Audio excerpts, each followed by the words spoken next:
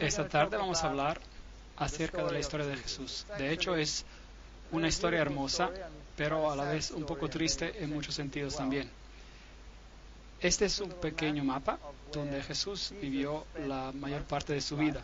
Él vivió por un tiempo en Egipto, cuando era un pequeño niño, cuando era un bebé, y la mayoría de las historias acerca de Jesús se desenvuelven alrededor de estas áreas aquí, de ciudades como Corazín, Capernaum, Canaán, Betesda, todas estas, Nazaret. Esta es el área donde muchas de sus enseñanzas acontecieron. Y si bajamos por aquí, por supuesto, llegamos a Belén, a Jerusalén y al gran lado de Agua Salada, y arriba el lago de Galilea. La historia de Jesús es una historia de alguien que era un pastor, alguien que guía a su pueblo. Ahora, en mi país, cuando yo observo a un pastor, esto no tiene mucho sentido, porque un pastor en mi país pone a su rebaño delante de él, y tienen perros que conducen al rebaño para hacer pasar el rebaño por una puerta en particular. Y los perros corren y las conducen por un lado y por otro del lado y las empujan a que se junten.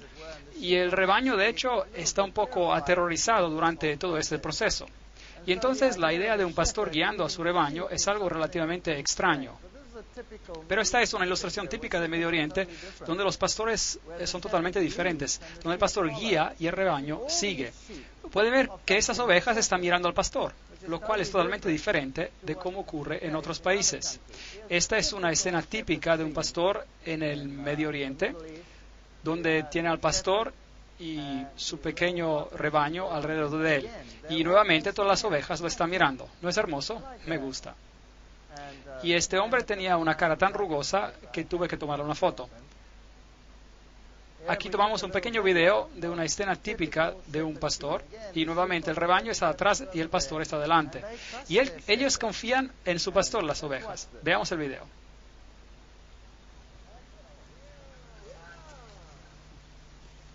Él camina, el rebaño camina. No lo dejan apartarse de su lado. Están muy ligadas a su pastor. Y es un cuadro muy bonito. Jesús mismo se define como un pastor. Él nos guía y nosotros lo seguimos. La historia de Jesús es la historia más maravillosa que ha ocurrido en el universo. Y en todo lugar, desafortunadamente, donde quiera que vaya, en el Medio Oriente, tienen hecho un lugar santo de todos estos lugares. Y las personas creen que hay algo de santidad en ir a estos lugares santos. Es bonito estar allí, es bonito verlos, pero no hay santidad en el lugar. Tú puedes encontrarte con Jesús de la misma manera estando en tu pequeño dormitorio como estando aquí. Y por supuesto, si ustedes quieren expandir su conocimiento y ver cómo la vida era en esas áreas, entonces es algo diferente. Pero ir allí para conseguir una bendición especial es un engaño. Así que esta es la cueva aparentemente donde los pastores se encontraban esa noche, y pueden ver que tienen una estrella en el piso y se les anunció el nacimiento de Jesús. Y en esa cueva han construido una iglesia con relieves a los lados, con pastorcitos en este lugar. Cuando el ángel vino a decirles que Jesús había nacido en Belén, probablemente se encontraban en un campo como este. Así que la temporada del año cuando esto ocurrió no pudo haber sido el 25 de diciembre, que de hecho es la fecha de cumpleaños para todas las deidades paganas como Osiris y Zeus, Júpiter y todos los otros. Como los pastores estaban afuera en el campo, eso significa que tuvo que ocurrir en un clima templado y no en medio del invierno, lo cual sería el caso con el 25 de diciembre. Aquí es el campo de Ruth. Es una historia bonita, la historia de Ruth, la Moabita, la cual es otra historia en la Biblia que nos dice que Dios no rechaza a naciones, aunque Moab era una nación apóstata. Alguien de Moab aceptó a Jesús como su Salvador personal. No lo conocían como tal porque él todavía no había nacido, pero ellos creyeron que el Dios de los israelitas era un Dios verdadero y que podía ser su Dios también. Esta es la ciudad de Belén, donde Jesús nació, y algunos de los lugares hermosos. ¿Quién ha estado allí? Ah, muy bien. Hay hermosos lugares. Allí observar las personas es algo magnífico. Es como ser transportado al pasado en los tiempos de la Edad Media, en cierto sentido. Y este hombre de edad me dejó muy impresionado. Se ven muchas de esas caras arrugadas por allí.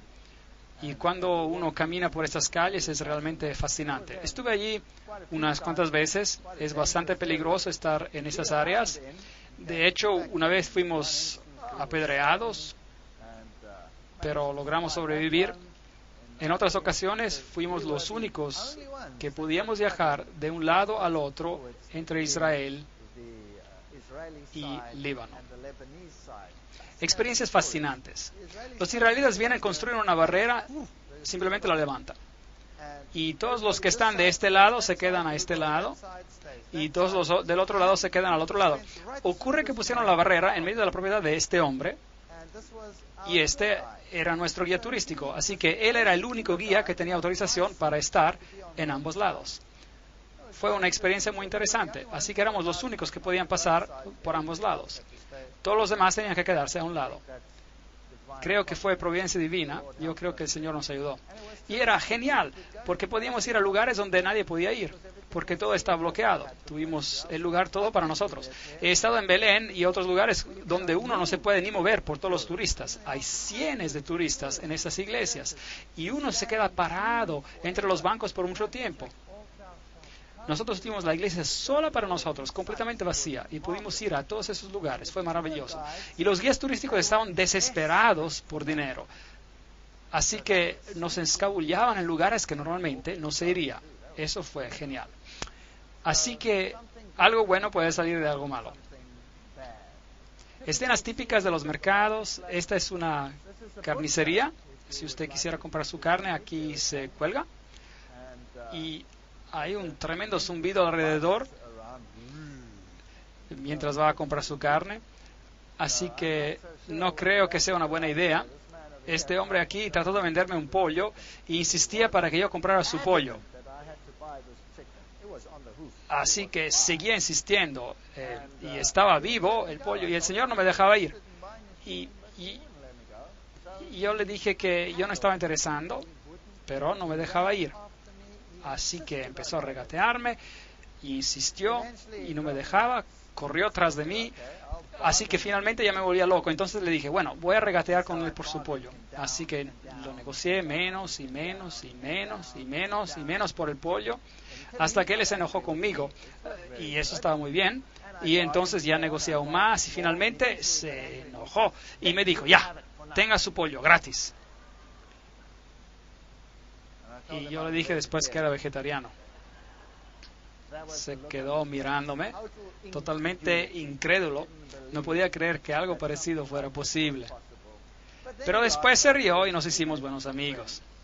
Esta es una típica panadería y debo decirles que no se ve muy caliente, ¿o sí? No. Bueno, de todas maneras, pan es pan. Se cuece en el horno, está probablemente bien. Y las mujeres no estaban permitidas aquí porque no es adecuado para una mujer estar en un lugar así donde se hornea pan. Traten de decirlo a una de nuestras huéspedes que cocinan pan acá. No creo que ella esté de acuerdo. Pero bueno, sin embargo, esa iglesia famosa de la Natividad, donde Jesús nació, así se supone. No sabemos nunca si esos lugares tantos son los lugares verdaderos. Algunos de ellos probablemente son correctos. Y este probablemente podría representar el lugar donde Jesús nació. Y estos, por supuesto, estos lugares fueron escogidos temprano en la historia. Y este en particular por la madre de Constantino. Y ella encontró que este era el lugar. Y por eso construyó esta iglesia, la cual era una iglesia bizantina, lo que significa que era ortodoxa. Y por eso hay una tremenda guerra en esta área entre los ortodoxos y los católicos que reclaman esos lugares para ellos mismos. Esta guerra no se resolvió hasta la llegada del movimiento ecuménico y ahora esta iglesia está compartida por la iglesia ortodoxa y la iglesia católico romana y alternan sus misas allí. Ahora, cuando usted entra en este lugar, tiene que entrar por una pequeña puerta muy baja y tiene que agacharse. Y eso es para mostrar una señal de respeto y humildad.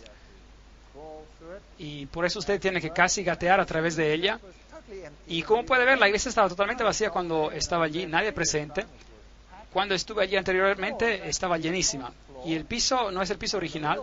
El piso original estaba por debajo y todavía tiene el mosaico original del tiempo de Constantino.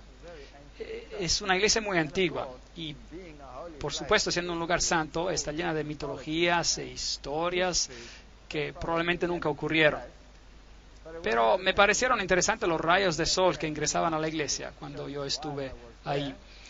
Y ahí arriba, contra ese pilar, hay unos agujeros, por aquí los puede ver. ¿Y qué son estos agujeros? Bueno, la leyenda dice que María apareció en la iglesia un día y tomó sus dedos y los hizo en forma de una cruz como esta. Y ella fue hacia ese pilar y lo marcó allí. Y allí estaban los agujeros. Allí están.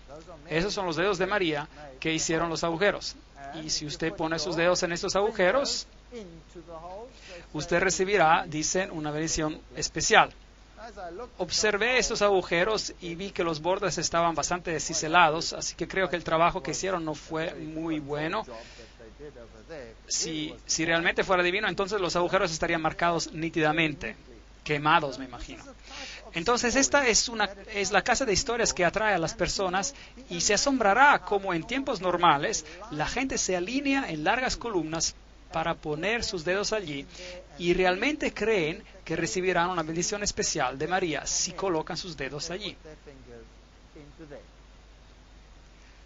Ahora, la iglesia, por supuesto, previamente era más baja. Le mostré el piso inferior que estaba cubierto por tablas y que era considerablemente más bajo que el piso presente. Y así que si usted quiere bajar al lugar original donde alegan que el pesebre de Jesús estuvo, tiene que bajar estas gradas y entrar al sepulcro y ahí está. Y este es donde el pesebre aparentemente estuvo, allí en ese mismo lugar. Así que si usted pone su mano allí, todavía hasta estos días, puede obtener una absolución de la Iglesia Católica Romana. Eso significa que todos sus pecados son perdonados si solo se toca esa parte. De hecho, en algunos de estos lugares usted puede conseguir perdón por sus pecados para 90 días de anticipación. Así que si usted está planeando una gran fiesta es bueno ir y poner su mano allí y saber que por 3 meses puede usted hacer lo que quiere. Muy interesante. Y no va a haber preguntas ni castigo que baje del cielo.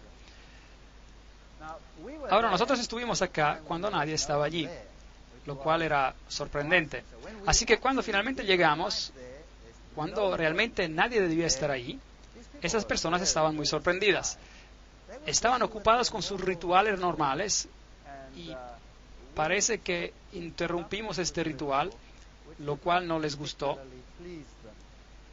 Pero teníamos una cámara allí y tomé una foto con mi cámara y debieran haber visto sus miradas. Les mostraré una foto que tenemos ahora mismo. Y esta es ahora una misa ortodoxa en el sótano, el subterráneo de esta iglesia, donde normalmente uno no debería estar. Aquí están, y es así como estaban vestidos, en capuchas negras. Se parecen más como miembros del Ku Klux Klan que a monjes. Estos son monjes ortodoxos diciendo una misa en particular. Y aquí algo de lo que resultó. ¿Tienen sonido?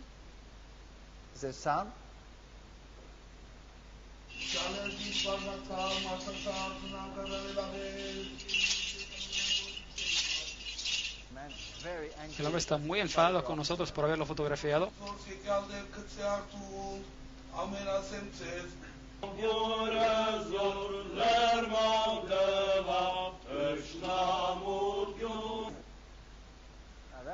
Ahora ese hombre ahí, si las miradas pudieran matar, me hubiera arrasado. No parece muy amigable, ¿verdad? Entonces, esas son las clases de rituales que ocurren. No sé qué clase de misa será, pero de todas maneras, muy interesante. Entonces, cuando los ortodoxos se van, los católicos romanos entran y hacen su ceremonia. Hay un grupo de peregrinos acá en el escenario católico romano, hay una dama allí, tiene 3 cruces delante de ella y su cara está cubierta. Dicen que es un buen lugar para venir si quieres ser limpiado totalmente de cualquiera que sea tu problema. Afuera de esta iglesia tienen la estatua de Jerónimo, escribiendo las escrituras. Tienen el cráneo allá abajo. Eso es algo de ocultismo, por supuesto. La pregunta de la muerte y la vida, los ciclos de la muerte y la vida. Y bajando al sótano de la iglesia encontramos a esta cueva. Aparentemente esta es la cueva donde María realmente dio a la luz. Pero también notará los arcos triples, los cuales son típicos del paganismo. Y si esto fue el lugar, o si era un lugar pagano, no les puedo decir. También en el sótano de esta iglesia encontrará calaveras, que dicen ser las calaveras de los bebés que Herodes había matado. Tampoco creo en eso, pero eso es lo que ellos dicen. Y ahí abajo hay uno de ellos que fotografié. Hubo una ocasión mientras yo estaba allí, una bomba explotó en el lugar donde había estado unos segundos atrás previamente. Es un lugar peligroso. Aquí hay otra cueva y en esta cueva también hay un sepulcro de María. Y dicen que este es donde María alimentaba a su infante. ¿Por qué los lugares tienen que ser diferentes? No lo sé.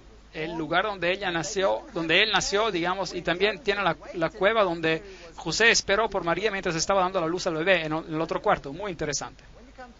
Cuando llegan a esta se llama el ataúd de la leche. Y cuando entra, lo llaman la gruta de la leche, la grotte du lait. Y entra adentro y hay otra cueva, una iglesia dentro de una cueva, otro símbolo pagano ahí. Y arriba en las paredes hay estas manchas blancas. Y esas están certificadas por Roma, con la certificación del papado, que esta es la leche que María arrojó a chorros contra las paredes. Y es algo en serio, cuando ella estaba dando a mamar a Jesús.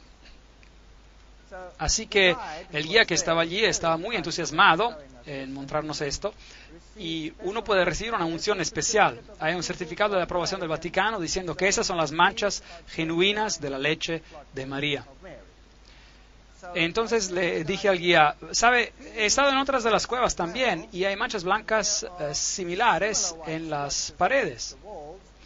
Y esas son depósitos de calcio carbonado de la lluvia. Y él dijo que sí, que es verdad, pero en las otras cuevas sí, pero no en esta. Esta es la leche. Esta es la famosa gruta de la leche. Y si usted va abajo, ellos tienen todas estas pequeñas cuevas secundarias y ahí usted puede ver este icono típico en una de ellas. Ahora, de hecho, esto es paganismo. Esta es la leyenda de Isis. Como ven, en la leyenda de Isis, María toma el lugar de Isis. Y Isis era también la reina de la fertilidad. Después de todo, ella consiguió dar a la luz a Horus mientras su esposo estaba muerto, reconstruyéndolo. Y por eso, si las personas tenían problemas de fertilidad, ellos oraban especialmente a Isis. Y esto resolvería sus problemas de fertilidad. Si tenían problemas con dar la leche, entonces orarían a Isis y después tendrían mucha leche. Esto es paganismo antiguo resucitado en el cristianismo moderno en esos lugares. Jesús, por supuesto, sobrevivió la matanza de Herodes y la familia se fue a Egipto. Así nos dice la Biblia. Y estuvieron algún tiempo en Egipto y luego un tiempo vino para que el niño obtuviera su madurez según la costumbre de Israel y retornaron de Egipto y vivieron en Nazaret. Eso es lo que la Biblia nos dice. Ahora, si usted va a Egipto, este es el mismo lugar donde aparentemente la familia santa vino. Y ellos tienen estos iconos ahí. Nuevamente, la Iglesia Ortodoxa en estos lugares tiene supuestamente lugares llamados lugares santos. Y esta es la historia de José y su familia llegando a Egipto. Y una de las iglesias más famosas de aquí es el Patriarcado Cóptico Ortodoxo, la iglesia del Monasterio de la Virgen María de Adavia en Egipto. Es una iglesia muy, muy famosa y pocos años atrás, olvidé exactamente cuántos años, pero en la parte final de los 90, por ahí, María apareció. Hubo apariciones de María en este lugar y el mundo musulmán se enloqueció. Por supuesto, no pudo ser María porque no es bíblico, pero no obstante, las apariciones tomaron lugar aquí en este patriarcado. Y aquí pueden ver algunos de los iconos en la iglesia, algunos de los símbolos. Y justo era domingo de Las Palmas cuando está así que el patriarca aquí estaba llevando cosas hechas de hoja de palma. Aquí también hay la historia en esta iglesia de la huida de la familia santa a Egipto, de cómo se mudaron, de dónde estaban hasta Egipto. Y ellos tienen la historia de cómo vinieron con el río Nilo y se quedaron en este lugar específico. Y es fascinante que esta iglesia también tiene el libro de los milagros. En cierto modo, copiando lo que pasó, este libro muy pesado vino flotando por el Nilo un día. Y siendo este un lugar santo, las personas aquí realmente anhelan con fervor recibir estas bendiciones. Este es el libro que vino flotando en el Nilo y estaba abierto en una página en particular, muy interesante. Y es aquí lo ven, enfoque más cerca. Ok, hay una pequeña placa de lo que pasó y en qué página estaba abierto. Ahora ese es un libro encuadrado como tal, pero no se hundió, sino que flotó.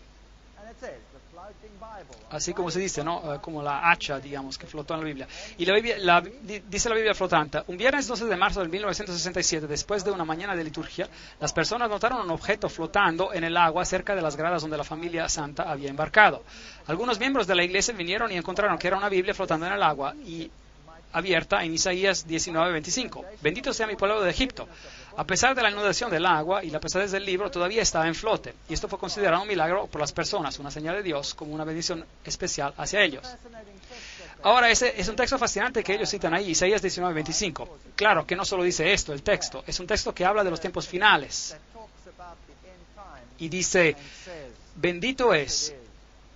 Habrá una bendición en Egipto y en Asiria y en Jerusalén, significando que el mensaje de Dios para las personas alcanzará también a las naciones paganas y muchos aceptarán la justicia de Cristo.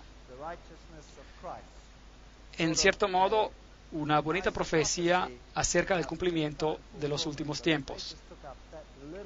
Pero ellos solo tomaron esta pequeña frase y la resaltaron haciéndola ver como si ellos fueran el pueblo escogido.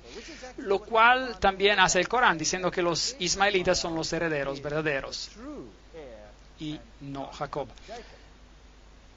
Este es el lugar donde la Biblia vino flotando por el río. Ahora, mientras estemos en Egipto, quiero mostrarles un lugar que me pareció muy fascinante. Se llama la ciudad de escombros. Es el lugar más horrendo que he visto en toda mi vida. Mientras usted viaja por las calles de Cairo, ahora Cairo tiene acerca de unos 50 millones de personas viviendo en Cairo y sus alrededores. Es la ciudad más caótica en la faz de la tierra. No hay nada parecido. Es el Armagedón en espera. Pero pueden imaginarse los escombros, la suciedad y la basura que produce esta ciudad. Ahora, en una ciudad normal, ¿qué se hace con la basura? Se saca afuera, se pone en vertederos fuera de la ciudad o se incinera o lo que sea. Pero puede imaginarse 50 millones de personas viviendo en un ambiente como este y toman sus escombros, su basura, y lo llevan al área pobre y lo echan en las calles. Y estas pobres personas buscan por la basura y viven en medio de la basura. Esta es literalmente una ciudad de basura, en medio de la ciudad. Y si ustedes toman fotos, ellos se enfadan mucho, así que mis fotos no son muy buenas, son tomadas más o menos así, usted sabe, bueno, de cierto modo, así. Ellos literalmente te matarían si te vieran tomarles una foto. Pero lo más impresionante de esta ciudad es que en cuanto atravieses la ciudad de escombro, hay un portal, y ese es el portal, y cuando pasas por él, de repente estás en un mundo totalmente diferente. Les mostraré. Increíble. Esto es cuando entran a la ciudad de escombros, y esto es cómo las personas viven ahí. Uno ni siquiera podría imaginárselo. Cuartos llenos de basura. Y ellos viven ahí. Estos son sus hogares. Y todos esos sitios, todos esos edificios, todo es basura. Y aquí puede ver los camiones entrando a centenas, bloqueos de tráfico, es increíble. Ahora, cada calle se parece a esta. Esta es solo una. Esos son todos los camiones de basura entrando, descargando su basura. El olor es increíble. Y nosotros atravesamos la ciudad simplemente y no tocamos nada, pero a pesar de eso tuvo una inflamación de las encías y todo el resto de nuestro equipo tuvo diarrea después de pasar por ese lugar. Es todo. Es increíble. Los gérmenes de ahí son asesinos y esas personas deben tener un sistema inmune de primer orden. Aquí puede ver los embarcollamientos y la basura y la mugre por todas partes. Las fotos no son buenas, pero un poco borrosas. Aquí viene un asno llevando una carga de basura para botar en la ciudad. Aquí está. Toda una pila de porquería. Este hombre está tomando su té junto al montón de basura. ¿Puede ver eso? Esa es basura que él selecciona, probablemente su única posesión en su vida. Y esos pequeños niños viviendo y caminando entre los escombros. ¿Puede creerlo? Es horroroso. Hubiese querido agarrar a esta niña y ponerla en un ambiente más limpio y seguro. Es chocante. Las tiendas, ahí está la basura y aquí está la tienda. Y mientras se camina por el portal, de repente se encuentra uno en un mundo diferente. Simplemente así. Es hermosamente limpio. Y ahí está una pequeña iglesia ortodoxa. Con roca trabajada alrededor. Y todo está hecho de la roca trabajada. Es increíble esta pequeña iglesia ortodoxa. Y ahí está. Es una iglesia para el santo Bola. Y usted puede ver que es absolutamente asombrosa. Aquí hay un anfiteatro y un hombre polaco ortodoxo que ha pasado toda su vida aquí. Un hombre joven vino aquí y esculpió toda esta pequeña ciudad. Y este es el anfiteatro que él ha creado, probablemente con una cierta ayuda del ambiente. Y ese es él. Ese es el hombre. Él hizo todo el trabajo que verán. Increíble. Las paredes enteras de esta ciudad son rocas cinceladas con la historia de Jesús. En medio del mundo musulmán, pasa por una ciudad de escombros y mugredad y basura, y de repente está en este lugar limpio y bonito, con una iglesia pequeña. Y la historia de Jesús escrita en las paredes. Jesús con los pequeños pastorcitos por aquí, al tiempo de su nacimiento, es la escena representada por aquí. La historia de su nacimiento, todo cincelado en roca sólida. Yo soy el buen pastor, cincelado en roca sólida. Las historias de la Biblia, el caminar sobre el agua, y la mujer al pozo, por ejemplo. Y estas son esculturas gigantes. Solo para darles una idea. Esto es un escarpado de roca, una pared de roca con algunas esculturas en ella. Cada piedra gigante ha sido transformada en un trabajo de arte. De Jesús, esta es la historia de Lázaro saliendo de su tumba. Esta es la historia de Jesús saliendo de su tumba. Y ustedes pueden ver las medidas grandes. Esta es la fachada de roca pura donde trabaja. Y ha trabajado toda esa área. Y allí tenemos una tremenda historia de Jesús. Acerquémonos. Mientras Él los estaba bendiciendo, aquí Jesús, Él ascendió a los cielos. Y la siguiente foto, veremos al Hijo de Dios venir en las nubes con gran poder y gloria. Un hombre ha transformado el área en un área de esperanza. Me quedé muy sorprendido. Esto es más o menos como nuestro mundo es. Ustedes pasan por este mundo representado por la ciudad de escombros. Y mientras pasan por ella, la única esperanza que pueden tener para pasar al otro lado de la historia es la historia de Jesús. Voy a ver el Hijo del Hombre viniendo en las nubes con gran poder y gloria. Y ya no habrá más ciudades de escombros. La historia de Jesús es probablemente la historia más angustiada que nunca se contó. Sé que muchas películas se hicieron y ni siquiera la más reciente que se hizo puede ilustrarlo por lo que pasó a Jesús y cómo su vida fue. Cuando volví a Jerusalén, bueno, Jerusalén hoy en día es una ciudad totalmente diferente. Es una ciudad de peregrinajes. Miles de personas peregrinan allí. Aquí hay un grupo de monjas guiando una peregrinación detrás de la cruz. Y las personas están llenas de una especie de euforía. Han estado en ese lugar, lo han experimentado. Pero si un lugar toma el lugar de Jesús, entonces tenemos un problema. Ese es el muro de los lamentos y ahí tenemos la famosa mezquita de la roca en el fondo.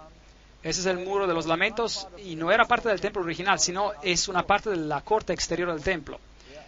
Aquí subiendo las escaleras puede entrar a esta área.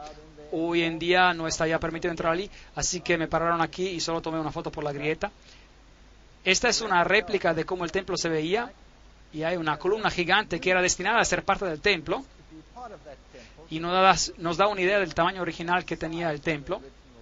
Esta nunca se usó porque tenía una grieta. Y esta es probablemente la réplica de la menorá en tamaño normal. Y esta es la que hicieron en caso de que restauren el lugar del templo. Esos son los judíos al muro de los lamentos. Usted nota todas esas pequeñas cartas en el muro, las ve. Las personas vienen y escriben sus pequeñas cartas de cualquier sueño que tengan en la vida y después las meten en el muro. Aquí tenemos un corto video.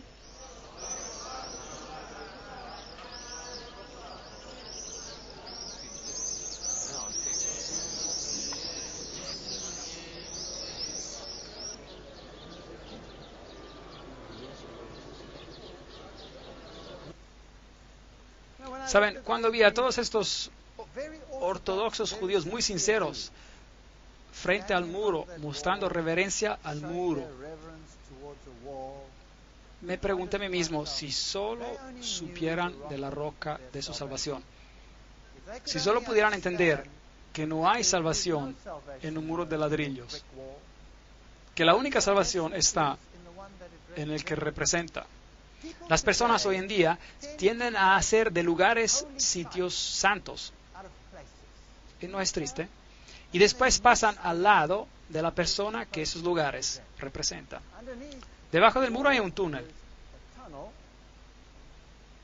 Y se llama el pasaje secreto. Y cuando pasa por llega a la parte de atrás de este lugar. Y se puede ver donde los judíos ortodoxos y rabinos de rango más elevado se reúnen. Ahora, normalmente esas personas los ignorarían, pero los tiempos han cambiado.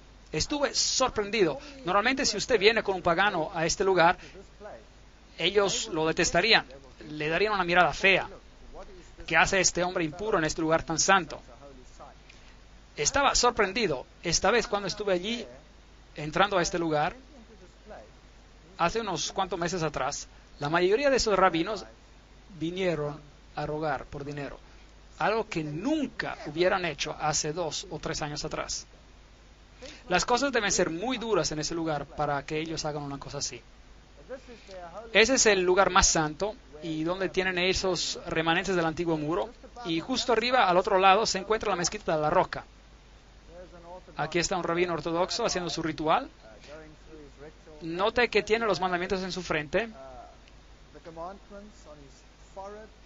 la ley, la Torá, y los tiene también en su mano, porque la Biblia dice que lo tienen que atar en su frente y atarlos a sus manos. ¿Usted cree que Dios tuvo eso en mente, que usted haga una réplica y luego las ponga ahí y ya se acabó? ¿O usted piensa que Dios tenía en mente que tú pienses y actúes según la ley? ¿No tiene eso más sentido? Yo creo que eso tiene más sentido. Aquí hay una piedra típica del lugar antiguo del templo. Esta es una piedra de Rhodes. Y si esta tiene esos huecos, y eso indica que era una piedra del templo original. Así que cuando volvieron a usar las piedras del templo, las construyeron en toda clase de estructuras y paredes. Y así que esas seguramente fueron piedras del templo original construidas hoy en otro muro. Este es el sepulcro de David. Y de la misma manera que en lugares para peregrinajes católicos, aquí son los judíos que visitan. Ese es el lugar donde Jesús se bautizó. Incluso este es el lugar donde la historia empieza. La historia nos dice que cuando Jesús fue bautizado, la voz de Dios se escuchó diciendo: "Este es mi amado Hijo, en quien tengo complacencia". Y desde allí la Biblia nos cuenta que Jesús fue llevado al desierto para ser tentado. Y Mateo capítulo 4, versículo 2 nos dice: después de haber ayunado 40 días y 40 noches, sintió hambre. Si eres el Hijo de Dios, di que estas piedras se conviertan en pan, le dijo el diablo. Es una declaración muy interesante. Si eres el Hijo de Dios. Así que primero duda la validez de Dios, la palabra de Dios y el hecho de que sea el Hijo de Dios, si es verdadero. Y después lo desafía a ordenar a que las piedras se conviertan en pan. Y Jesús respondió: escrito está, no solo de pan vivirá el hombre, sino de toda palabra que sale de la boca de Dios. El texto que sigue existe en la versión King James inglesa, en otras no, pero esa es otra historia.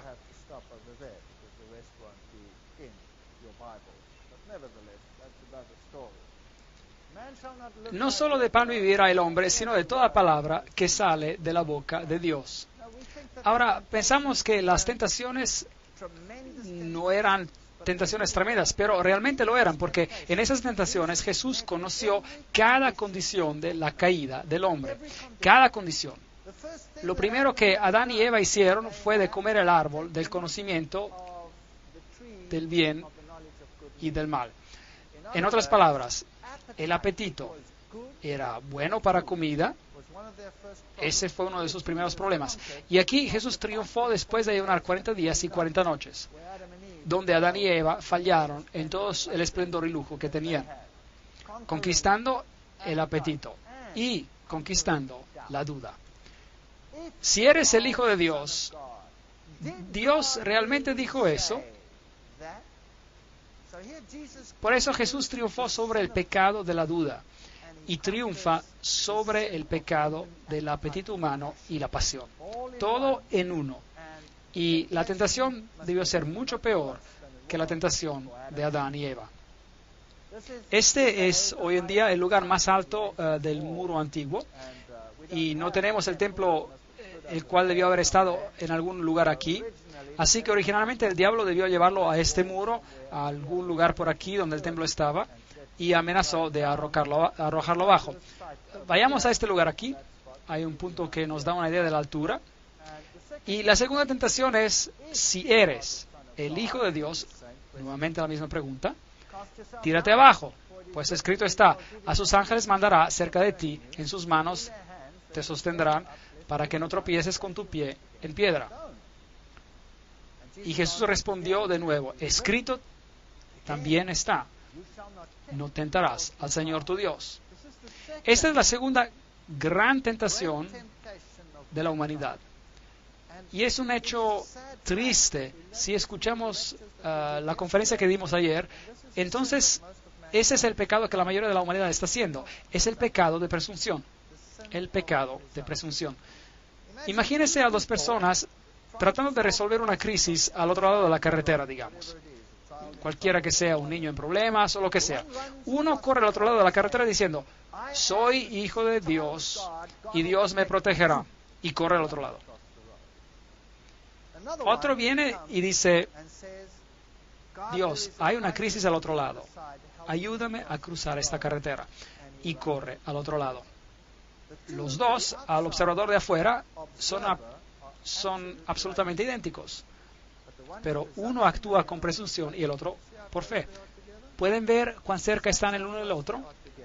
¿Cuán cerca están el uno del otro? Y la cristiandad moderna, la mayoría de los movimientos hoy en día están practicando la presunción, la religión basada sobre la fuerza, mientras la fe es algo totalmente diferente. Y Jesús pudo haberse tirado, porque eso es lo que él dice la Biblia. Pero escrito está, no serás atrevido, presumido. La tercera tentación, otra vez lo llevó el diablo a un monte muy alto y le mostró todos los reinos del mundo y la gloria de ellos. Y le dijo, todo eso te daré si prostrado me adoras. Ahora las personas dicen que seguramente Jesús sabía que él era Dios y que él iba a ganar. Y en todo caso, ¿por qué tenía que hacer eso? Pero esta no es solo la pregunta que se estaba haciendo aquí. El diablo lo tenía solo. Y Satanás en toda su gloria dijo, te voy a dar todo, otra vez, sin que tú tengas que morir, si solo por una vez te prostras a mí.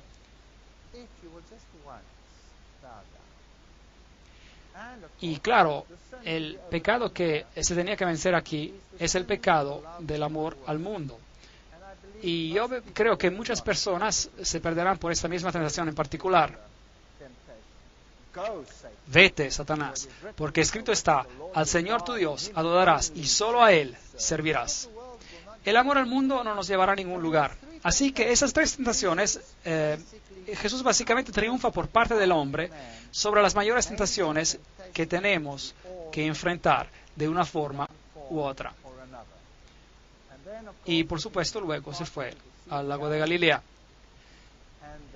Y en el camino allí hay este pequeño pueblo pintoresco llamado Ma'alula. Y es el único pueblo pequeño que queda en el mundo entero donde el lenguaje que se habla es arameo. Ahora, ese es el lenguaje que Jesús hablaba. Y es muy bonito ir allí. Es un lugar limpio y placentero. Y es también un lugar ortodoxo, en gran parte ortodoxo y musulmán. Y ellos hablan arameo. Y los niños solo hablan arameo. Son muy estrictos con el idioma. Es agradable escuchar cómo suena. Aquí está uno de los sacerdotes ortodoxos dando un servicio en ese lugar en particular. Y fuimos a preguntarle si él oraría el Padre Nuestro para nosotros en arameo, para que podamos escuchar cómo era el lenguaje de Jesús. Y lo voy a compartir con ustedes. أبوناحتي بشمو يجكتش شماخ يثاني والكاخ شثكن إيروتشاخ يخ بشمو تشيب على رعا أبيح لحماح أخل يوماح وفر ليحتي يوثح إخ من غفر التمخت عن مينح ولو فاشتخل الناح تشاري بيوثا بيس حصل الناح مشيدا آمين. Así que este fue el Padre Nuestro en arameo. El lago de Galilea, un lugar maravilloso. Ese es supuestamente uno de los sitios, hay más de un sitio, pero ese es uno de los lugares donde la boda de Cana aparentemente aconteció. Y puede ver las tinajas ahí, es así como las tinajas originales se ven. Y como esas eran las tinajas de piedra áspera, donde primero vaciaron el líquido y luego lo guardaron en esas tinajas de barro. Y aquí es la ciudad de Jesús. Aquí es donde Jesús llevó a cabo la mayoría de su obra y predicó la mayoría de sus sermones, la ciudad de Capernaum, la cual es conocida como la ciudad de Jesús. Aquí es un lugar muy famoso. Y si lo mira, no parece nada, pero en realidad encima de esto hay un edificio gigante, justo encima. Allí puede ver algunos de los pilares de cemento y el piso de cemento. ¿Y qué es esto? Esta es la casa de Pedro. Esta era la casa de Pedro. Pedro vivió aquí. Y esa era su casa. Y Jesús debió haberse quedado allí muchas veces en esa casa. Si realmente es la casa de Pedro o no, nadie sabe. Pero la Iglesia Católica proclama que esta es la casa de Pedro. Y si quiero ver que está construido encima, ahí está. Una estructura gigante de cemento parado en los pilares encima de la casa de Pedro. Y dice ahí,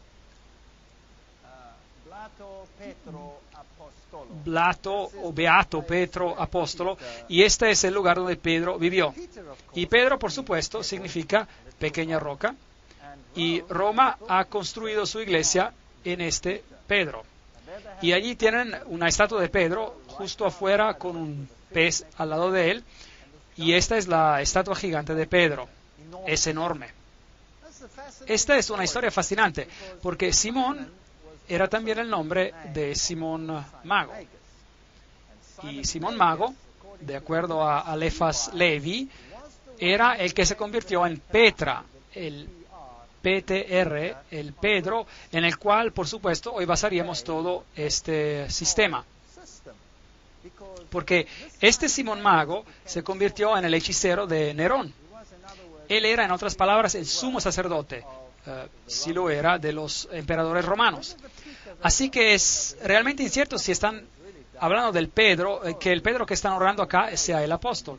Probablemente sea Simón Mago, el hechicero, el brujo, el ocultista que está siendo honrado. Pero la iglesia construyó este edificio gigante sobre la casa de Pedro. Y a los pies de esta estatua puede ver símbolos de pez y todo eso. Y nos dice que ese es Pedro el apóstol. Y un poquito más allá hay una sinagoga. Entonces aquí hay un edificio gigante hecho de cemento con una estatua gigante de Pedro, y justo cruzando el camino esta sinagoga remanente, probablemente la sinagoga donde Jesús más enseñó. Y hay una pequeña placa oxidada que dice: el primer siglo tardío, la sinagoga blanca, la sinagoga de Jesús. ¿Saben ustedes? Si yo construyera un gran edificio cristiano, no lo construiría donde Jesús pasaba la mayoría de su tiempo, porque construirlo sobre una pequeña casa que es posiblemente la casa de Pedro, si eso no es, no está seguro. Podría ser, porque la descripción de la Biblia dice: cuando salieron de la sinagoga cruzaron a la casa de Pedro. Y esa casa está justo al frente. Es posible. También podría ser la casa al lado, quién sabe. Pero es posible. Ahora, esta es la sinagoga donde Jesús en realidad enseñó. Así, aquí está otro pequeño pueblo, así que Capernaum era un pueblo y el otro era Corazín. Y esto es lo que queda de Corazín, no mucho. Algunas ruinas están aquí. Esas son las ciudades que Jesús maldijo. Y Jesús dijo que si los milagros que se hicieron en ti se hubieran hecho en Sidón, en Sodoma o Gomorra, ellas hubieran aceptado el mensaje. Pero ustedes han tenido amplia oportunidad, dijo Jesús. Jesús caminó por medio de esas ciudades y ni una persona permaneció enferma en esas ciudades, y a pesar no lo aceptaron. Aquí hay un famoso lugar santo, ese es el lugar de las bienaventuranzas. Y cuando entras ahí es mejor que estés apropiadamente vestido. Esta es la iglesia de las bienaventuranzas, un lugar muy famoso, y el Papa Juan Pablo II ha estado ahí, por supuesto, 2 veces, y ese es el conclave. Y ese es el campo. Ese es el campo donde probablemente Jesús predicó su primer sermón. Ese es un sermón muy impresionante. Ese es el más intricado, el sermón más sublime que jamás se haya predicado al ser humano. Y muchas personas citan equivocadamente ese sermón a unos extremos terribles. Las bienaventuranzas, Mateo 5, 3 a 10, Jesús empieza diciendo, bienaventurados los pobres. La palabra por bienaventurados es Macarios, el cual significa una bendición celestial, una bendición que solo puede venir de una fuente divina, una bendición enorme. Y la palabra usada para los pobres es ptojos, en griego, que significa pobreza absoluta. Nada más que pobreza absoluta. Ni dos monedas juntas. Y Jesús empieza su sermón y los judíos sentados allí en millares esperando que Él se anuncie ser el Mesías y decir, soy el Mesías, ustedes son el pueblo escogido de Dios. He venido a librarlos del yugo de Roma. Se levantarán y serán los más grandes en el cielo. Eso es lo que estaban esperando. Y aquí Él se levanta y las primeras palabras como Mesías que habla son bienaventurados los pobres. Y hay varias palabras para pobre en griego y usa la que describe pobreza miserable, absoluta. En vez de grandeza y riquezas y maravillas y cualquier adjetivo que se les pueda dar, deben ser pobres en espíritu, porque de tales es el reino de los cielos. Y la segunda bienaventuranza era, bienaventurados los que lloran. Querían regocijarse, no querían llorar. Y la palabra para llanto, hay diferentes niveles de llanto en griego, y la palabra en griego es penseo, lo cual significa dolor absoluto, el dolor que puedes tener por la pérdida de un hijo único, ese tipo de dolor. Bienaventurados los que lloran, porque recibirán consolación. Bienaventurados los mansos, porque recibirán la tierra por heredad. Esta es una mansedumbre, una humildad que prácticamente no se puede describir en palabras humanas. Y bienaventurados los que tienen hambre y sed de justicia, porque serán saciados. Y otra vez la palabra hambre aquí son retorcijones de hambre, que se sienten después de vaguear por días y días en un desierto sin comida o agua. Ese tipo de hambre y ese tipo de sed. ¿Qué está Jesús haciendo aquí? ¿Estaba tratando de chocarse con la actitud del público? ¿Estaba tratando de decir algo diferente de lo que ellos esperaban? Ciertamente lo estaba. De hecho, lo que Jesús estaba haciendo aquí es mostrar el camino cristiano. Esto es lo que está explicando. Y está diciendo, bendecidos los pobres en espíritu, porque de ellos es el reino de los cielos. En otras palabras, aquellos que se dan cuenta de su bancarrota, aquellos que se dan cuenta de que no tienen nada que ofrecer. Vengo a Jesús sin nada que ofrecer. No puedo decirle a Él, Señor, tengo una moneda aquí, ¿puedo comprar mi camino al cielo? No tengo nada. Estoy en pobreza absoluta. No tengo nada que ofrecer más que una vida manchada de pecado. Eso es todo. Así que debo llegar al punto donde me doy cuenta de que soy pobre, que no tengo nada que ofrecer. Y entonces el siguiente paso es bendecir a los que lloran porque serán consolados. No solamente me debo dar cuenta de que no tengo nada que ofrecer como individuo manchado de pecado, debo experimentar dolor. ¿Por qué?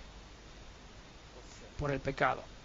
Debo experimentar mi dolor por pecar y debo mirar al Hijo de Dios y debo sentir dolor y debo tener arrepentimiento. Y debo decir, Señor, perdóname por lo que hice. El arrepentimiento genuino es el siguiente paso en el camino cristiano. Bienaventurados son los mansos. Una vez que te des cuenta de que estás en bancarrota, una vez que te des cuenta de que eres responsable por la muerte del Hijo de Dios, una vez de que hayas experimentado un dolor real, no hay más tiempo para quedarte en tu pedestal pensando que eres mejor que los demás. Es hora de bajar y experimentar humildad y saber de que otros y Dios son más grandes que tú. Es un camino muy difícil para el ser humano de viajar. Es lo contrario a cada emoción humana. Bienaventurados los que tienen hambre y sed de justicia, porque serán saciados. El camino de los cristianos no termina con solo darse cuenta de que eres pecador por el dolor de tu pecado y por ser más humilde. Tienes que continuar en un proceso conocido como la santificación, lo cual significa, Señor, cambia mi carácter vil. Pablo dice, debo crucificar el hombre viejo cada día y debo pedir a Dios que me cambie. Y tengo un modelo perfecto que es Jesucristo. Y debo decirle al Señor que me cambie a esa imagen, que verdaderamente pueda reflejarlo a Él. Deseo ser más como tú y menos como yo, porque realmente me encuentro en una condición lamentable. Ese es el camino cristiano. ¿Cuál es el siguiente paso?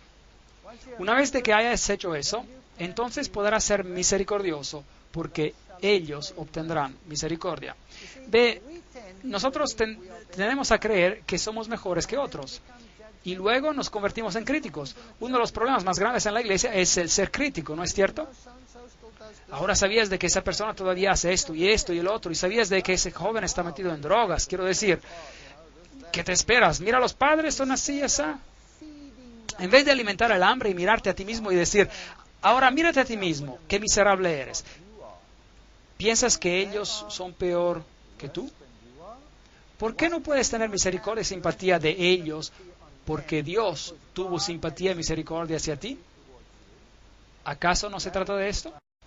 Así que Jesús dice, una vez de que llegues a este camino, una vez de que hayas experimentado el arrepentimiento, y una vez de que hayas sentido el dolor por tus pecados, y una vez de que hayas bajado de tu pedestal, y una vez de que hayas pedido al Señor de cambiarte y hacerte misericordioso, y tendrás compasión con aquellos que no tuvieron la ventaja de comprender lo que tú has comprendido. Bienaventurados los misericordiosos. Y luego, bienaventurados los limpios de corazón, porque verán a Dios. Me acuerdo cuando vine a esta iglesia vine del mundo, era muy mundano y en un duro negocio. La vida en la universidad es muy dura y tienes que luchar para llegar a la cumbre profesional. Y mi mente era un basurero. Y le dije a Dios, tú sabes, yo no quiero tener una mente así.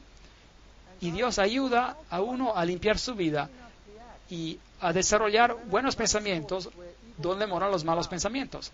Ese es el proceso de la santificación. La cristianidad no para solo cuando conoces a Jesús. No es bueno solo conocer a Jesús. No te vas a salvar solo conociendo a Jesús. ¿Acaso el diablo no conoce a Jesús? ¿Es salvo porque conoce a Jesús? No. Debemos dejarle que Dios nos cambie, nos limpie nuestras acciones. Bienaventurados los pacificadores, porque serán llamados hijos de Dios. Ven, una vez de que hayan pasado por toda esta serie de crecimiento, devienen pacificadores. Ahora, ¿quién es un pacificador? Un pacificador es alguien que tiene la paz de Dios en su corazón. Mucha paz tienen los que aman tu ley, dice en Salmos 119, 165. Ese es un pedazo, que es un pedazo del cielo. Y siempre me maravilla cuando los políticos toman esta bienaventuranza en particular y la aplican a ellos mismos y se dan grandes recompensas sin haber pasado por los pasos previos en la experiencia cristiana. Esa persona no es un pacificador. Un pacificador es alguien que ha hecho las paces con Dios. Ese es un pacificador. Y bienaventurados los que padecen persecución. ¿No es increíble? Por causa de la justicia, porque de ellos es el reino de Dios. ¿Cuál es la última cosa que el Señor menciona aquí? ¿Cuál es la última bienaventuranza? Benditos los que padecen persecución. En otras palabras, si pasas por este proceso, si sientes dolor por el pecado, si pides perdón, y si dejas que el Señor cambie tu corazón, y si estás dispuesto a bajar de tu pedestal, y si quieres la paz de Dios en tu corazón, serás una irritación para el mundo y ellos te perseguirán. Es una garantía. Y ese es el proceso del camino cristiano, totalmente opuesto a lo que es el ser humano, a lo que el ser humano quiere en este mundo hoy en día. Las lecciones que Jesús enseñó en el lago de Galilea son absolutamente las más fundamentales que el ser humano necesita. Necesitamos tomar nuestra Biblia y necesitamos estar alertos. Si tiene una Biblia que está marcada en rojo donde Jesús habla, necesita estar alerto. Debe leer esto cuidadosamente. Lo leemos como historias, pero debemos leerlo con cuidado porque es Dios quien está hablando directamente a nosotros. Cada palabra es un talento de Dios. Cada palabra, hasta los pero y los más, estarán en un lugar correcto por razones particulares. Así que necesitamos tomar atención a lo que Jesús enseñó. Aquí un típico barco en el lago de Galilea, pequeños pueblos alrededor, no ha cambiado mucho. Ese es un barco que encontraron después de una tremenda sequía. Aparentemente es un barco exactamente como en los tiempos de Jesús.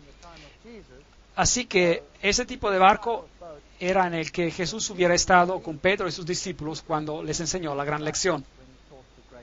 Tomen sus Biblias otra vez y lean las palabras de Jesús diciéndose a sí mismos, este es Dios que me está hablando, hay poder en esa palabra. Aquí está la tumba de Lázaro, aquí es donde Lázaro se echó, es una tumba muy oscura, por supuesto, hoy en día es un lugar santo, pero imagínense que aquí Jesús llamó a un hombre todavía en paños fuera de la tumba, probando que Él es la resurrección y la vida. Y Él hizo esto justo antes de ir a Jerusalén, en el acto final de la obra de su vida. Y mientras se acercaba a Jerusalén, puede imaginarse lo que pasaba por su mente. Esta es la ciudad de Jerusalén, y las varias puertas de la ciudad antigua todavía están ahí. Y mientras baja esta colina, construyeron aquí una pequeña iglesia de las lágrimas, se llama.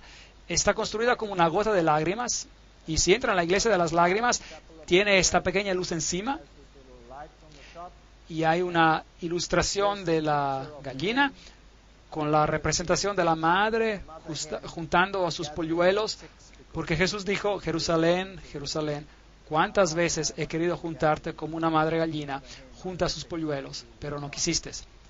Las palabras famosas de Jesús, Jerusalén, Jerusalén, que matas a tus profetas y los apedreas a los que te mando. ¿Cuántas veces he juntado a tus hijos como la gallina junta sus polluelos bajo sus alas y no quisiste? Nada ha cambiado, el mundo es exactamente lo mismo, y en el sitio donde estaba el templo, hoy está la mezquita de la roca. Es interesante aquí algo de la arquitectura. Esta aquí es la puerta hacia Damasco. Ahora, los arqueólogos nos harían creer que el muro no es hoy en día donde estaba en los tiempos antiguos. Esto es muy importante, porque los católicos tienen el Gólgota dentro de los muros. Y la Biblia dice que Jesús fue crucificado ¿dónde? Afuera de los muros. Ahora, eso es muy importante. ¿Dónde fue Jesús crucificado? ¿En el Gólgota católico o en el otro Gólgota fuera de la ciudad? Ahora, aquí hay una nueva puerta encima, y lo que pasó fue que aquí una tubería se reventó, y los judíos tuvieron que cavar para bloquear la salida del líquido, y a medida de que cavaban, descubrieron esta puerta, la puerta de Damasco. Y lo puede ver, está justo abajo y al frente de la nueva puerta. Así que obviamente el muro debe haber estado en el mismo lugar, ¿verdad? Así que esto es muy interesante. El muro estaba en el mismo lugar. Mientras entra a este lugar, esta es la puerta de Damasco, y estas deben ser las piedras donde Jesús incluso caminó y donde Pablo caminó. Así que si usted camina ahí, está de hecho caminando en el mismo lugar donde Jesús caminó. Aquí están las puertas de Hulda. Son puertas fascinantes, las dos puertas del sur, conocidas como las puertas de Hulda, y ya no existían básicamente hasta recientemente, fueron construidas en el periodo del segundo templo, eso es decir, el primer siglo. No me gusta ese BCE, antes de la era común, hasta el primer siglo, es decir, CE ponen ahí, era común. Bueno, nosotros vamos a hablar el primer siglo antes de Cristo y el primer siglo después de Cristo. Las puertas proveían acceso a los túneles que conducían al cercado del templo, y las puertas de Hulda eran usadas a menudo por Jesús. Y todavía están cerradas hoy. y ahora son parte de los muros y la nueva construcción. Así que Jesús seguramente caminó por esas escaleras también. Aquí hay un hombre interesante, es una ilustración bonita, así que tenía su burro ahí y pensé que era una ilustración bonita, así que la tomé y seguí caminando. El error más grande que se puede cometer. Este pequeño hombre saltó a mis espaldas, me sacudió como un trapo para ver si algo caía de mis bolsillos, así que finalmente lo recompensé por su esfuerzo. Y luego mi amigo vino corriendo y lo vio y pensó que sería una fotografía grandiosa. Y me paré ahí y sonreí. Y mientras tomó la fotografía, hizo lo mismo que yo. Y la siguiente cosa que ocurrió, este hombre estaba golpeándolo en la espalda y sacudiéndolo como un trapo. Y me preguntó después, oye, ¿por qué no me dijiste? Y le dije, bueno, quería ver el espectáculo y no tenía por qué decirte. Eso es lo que venden allí en las calles de Jerusalén. Ese es un vendedor de algarrobo. Tiene una jarra grande en la espalda con un jugo de algarrobo y cuando se agacha puedes tomar uno de esos vasos y tomar de ellos. Y ese es el sector judío, muy diferente. Y un moledor viejo ahí, tiendas, pequeños niños judíos, muchas contiendas en este país. Esta es la vieja ciudad de David. Aquí es donde cortaron a Isaías, el profeta, en dos. ¿Puede imaginar cerrando a alguien vivo en dos? ¡Qué gente más cruel! Esta es la iglesia o la construcción que fue construida sobre lo que es el gran cenáculo de la última cena, como ellos dicen. Y este aquí es el Getsemaní. Y si va a Getsemaní, tiene que escoger cuál, porque hay dos. Este de aquí es el Getsemaní ortodoxo. Construyeron esta iglesia ortodoxa gigante encima de él. Y justo al lado, un poquito más alejado, está el Getsemaní católico. Afuera, donde hay árboles gigantes de olivo, en el Monte de los Olivos, donde Jesús fue a orar. Y ellos dicen que estos árboles son los descendientes de los olivos que Jesús vio cuando él fue a orar. Y se acuerda de que Jesús ahí dijo, mi alma está triste hasta la muerte. Quedaos aquí y velad conmigo. Mateos 26, 38. Padre mío, si no puede pasar de mí esta copa sin que yo la beba, hágase su voluntad. Entonces se le apareció un ángel del cielo para fortalecerlo, y lleno de angustia oraba más intensamente, y era en su sudor como grandes gotas de sangre que caían hasta la tierra. Lucas 22, 43. Hay muchas críticas hoy en día acerca de la película, por ejemplo, la película llamada La Pasión de Cristo. No lo encuentro un nombre muy bonito para mí, pero sin embargo representa el sufrimiento de Jesús, como si no fuera bíblico. De hecho, probablemente lo que hicieron ver no fue suficiente. El sufrimiento que representaron fue en realidad mucho más. No he visto la película, pero he leído suficientemente acerca de ella y les puedo decir que Jesús sufrió tremendamente y la historia bíblica está muy, dispersa y tenemos que tomarla pedazo por pedazo y tenemos que componerla junta, digamos, y tenemos que leer la historia también a nivel histórico para probablemente ver lo que le pasó a él. ¿Qué le pasó a Jesús en el jardín? Fue que él tenía tanta ansiedad que sus vasos capilares de su piel reventaron. Ahora, esto es una condición médica que ocurre algunas veces hoy en día. Y es muy, muy rara vez que alguien sobreviva a esa condición. El estrés y el trauma son tan grandes cuando los vasos capilares revientan por ansiedad que esas personas mueren. Así que lo que debió haber pasado aquí es exactamente la misma cosa y Jesús pudo haber muerto aquí. Pero un ángel apareció del cielo y lo fortaleció para lo que estaba por acontecer. La Biblia nos dice que esa noche los discípulos lo abandonaron y huyeron. Marcos 14, 15. Cada uno lo abandonó. Este es el Getsemaní católico. Y aquí hay nuevamente la roca famosa donde dicen que él oró y donde las gotas de sangre se derramaron. Ahora, debe recordar que el paganismo está loco por las rocas. Tienen lugares famosos, cuevas famosas, rocas famosas. Las rocas formaban una parte muy importante en el paganismo.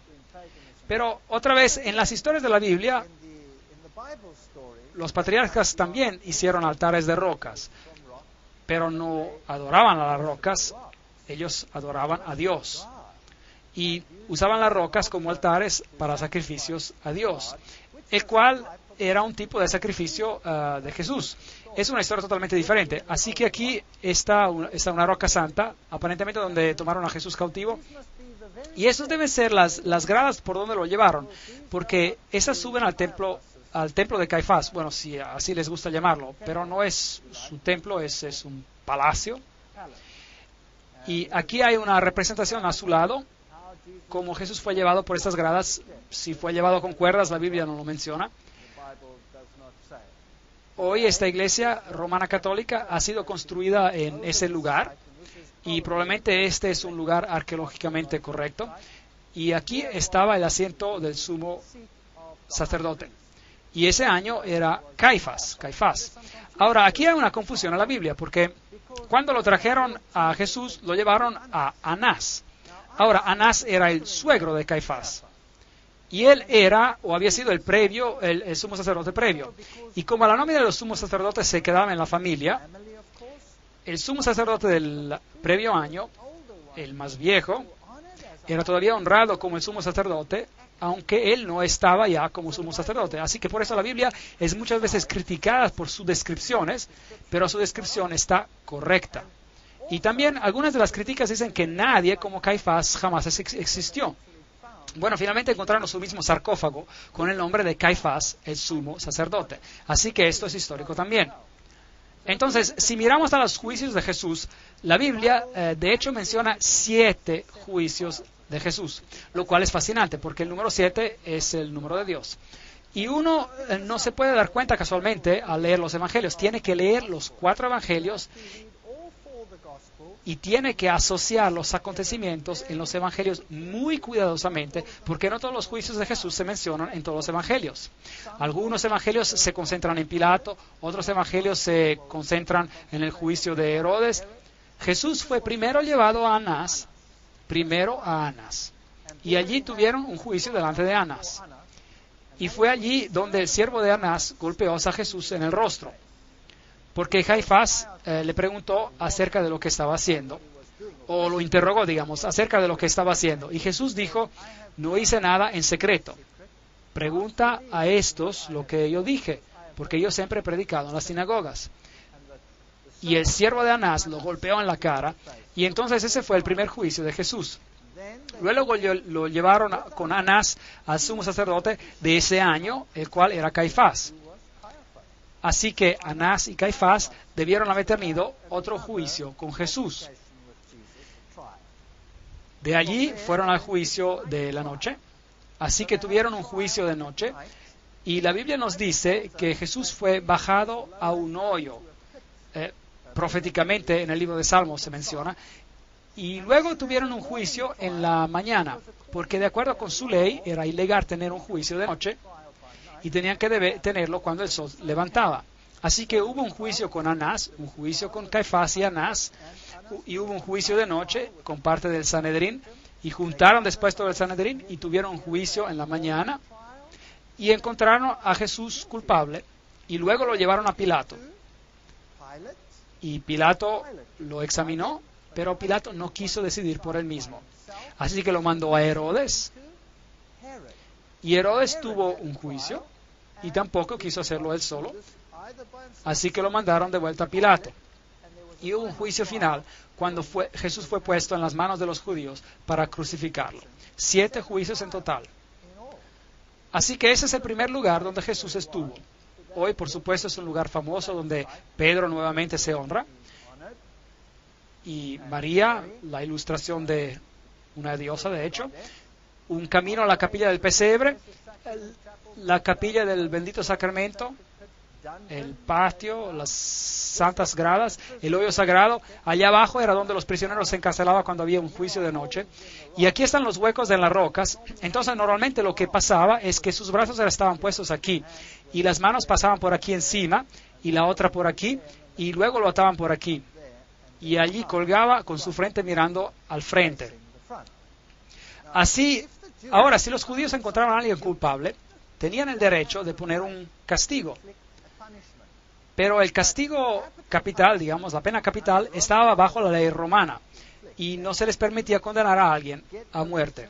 Tenían que conseguir permiso de los romanos y entonces había una ley romana, pero sí se les permitía dar castigos. Si encontraban a alguien culpable, podían darle 13 latigazos a un lado y 13 latigazos al frente. Entonces encontraron a Jesús culpable y la Biblia no lo reporta, pero es posible que le hayan dado 26 latigazos de frente. Es posible, aunque la Biblia no lo mencione. Y aquí hay un hoyo donde bajarían a una persona y los bajaban desnudos.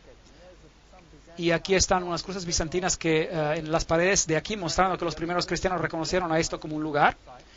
Y se bajaría la persona en este hoyo y, en otras palabras, te bajarían y luego estarías en este calabozo en la oscuridad total. Y Salmos nos dice que me bajaron en el hoyo, y así que esto debió ser lo que pasó a Jesús mientras esperaba ahí a través de la noche por el juicio de la mañana para ser convocado. Hoy puede entrar al hoyo por aquí y puede observarlo. Entonces de ahí después hubo el juicio de la mañana y después él fue llevado a Pilato, donde fue puesto en esta prisión mientras esperaba por el juicio, y así es como se ve aquí abajo. Y luego fue encontrado inocente por Pilato. Pilato no quiso sentenciarlo a muerte, así que lo envió a Herodes. Se burlaron de él, le dieron su capa. La Biblia dice que le rasgaron su barba, lo golpearon en la cara, le decían que profetizara quiénes los estaban golpeando, y él fue muy maltratado en esa ocasión. Ese es el piso donde Pilato finalmente lo sentenció. Aquí se pueden ver los juegos romanos en el suelo, y aquí es donde Pilato dijo las famosas palabras: Ecce homo, miren al hombre. Y él estaba allí con una corona de espinas en su cabeza y había sido golpeado. De hecho, Pilato, la Biblia dice en su primer juicio que con Pilato lo habían golpeado para ganar la simpatía de los judíos. Esa es una cosa muy cobarde de hacer. Ahora, los látigos romanos consistían en 40 látigos menos uno. Entonces lo ataron a un pilar y luego lo golpearon con 40 látigos menos uno. Y el látigo que usaron tenía un número de cuerdas y tenía pedazos de piedra o de metal al cabo de ellas. Y de hecho, muchas de las personas quienes eran sentenciadas a esos latigazos morían de los latigazos, solo a causa de los látigos, porque los látigos penetraban y abrían la piel, rasgaban la carne abierta, y la historia nos dice que las personas que fueron golpeadas con esos látigos, a veces sus entrañas les colgaban, solo a causa de los latigazos. Así que ese era un tremendo castigo. Y luego, por supuesto, otra posibilidad es que lo latigaron 2 veces, porque cuando fue sentenciado culpable al final y sentenciado a ser crucificado, entonces se te latigaba otra vez antes de ser crucificado. La Biblia no nos dice si fue latigado en 2 ocasiones, pero es posible de que haya pasado. Ahora, ellos también reclaman de que Pilatos no existió. Bueno, aquí hay una inscripción actual que fue encontrada, la inscripción de Pontius Pilatus, la cual categóricamente indica que él era el procurador en los tiempos de Tiberio. Así que bíblicamente y arqueológicamente no hay manera de que la historia bíblica sea negada. Así que algunos representan que el latigazo ocurrió de esta manera. Otros lo representan como siendo agachado sobre un pilar horizontal y lo latigaron de esa manera. La Biblia también dice que cuando le pusieron la corona de espinas y cuando pusieron una vara en su mano, que tomaron la vara y lo golpearon sobre la cabeza con ella. Pero el verbo griego usado nos dice que lo golpearon una y otra vez y otra vez. Así que el sufrimiento de Jesús fue enorme. La Biblia incluso representa que lo hirieron y que la herida era una gran herida. Una grande herida de arriba a abajo. Así que Jesús sufrió como ningún otro hombre ha sufrido por alguien o por ningún acto o por cualquier acto criminal en la historia de la humanidad. Y si Dios no hubiera mandado a un ángel para fortalecerlo, no lo hubiera logrado.